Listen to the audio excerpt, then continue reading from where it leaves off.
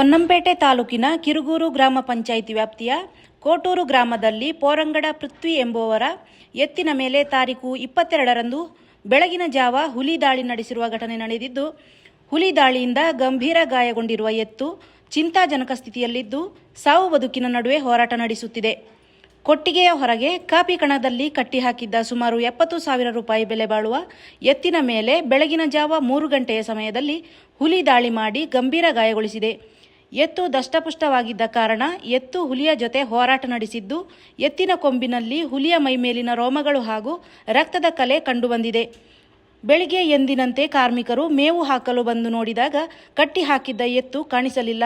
ಹುಡುಕಾಟ ನಡೆಸಿದಾಗ ಪೃಥ್ವಿಯವರ ಅಡಿಕೆ ತೋಟದ ಚರಂಡಿಯಲ್ಲಿ ಹುಲಿ ದಾಳಿಗೊಳಗಾದ ಎತ್ತು ಸಾವು ಬದುಕಿನ ನಡುವೆ ಹೋರಾಡುತ್ತಿರುವುದನ್ನು ಕಂಡು ಮಾಲೀಕರಿಗೆ ಮಾಹಿತಿ ನೀಡಿದ್ದಾರೆ.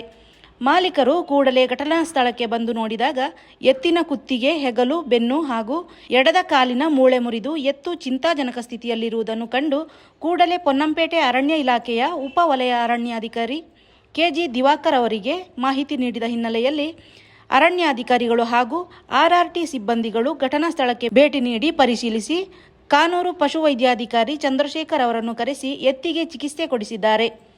ಆರ್ಆರ್ಟಿ ಸಿಬ್ಬಂದಿಗಳ ತಂಡ ಹುಲಿಯ ಹೆಜ್ಜೆ ಗುರುತು ಪತ್ತೆ ಹಚ್ಚಿ ಹುಲಿ ಪತ್ತೆಗೆ ಕೊಂಬಿಂಗ್ ನಡೆಸಿದ್ದಾರೆ.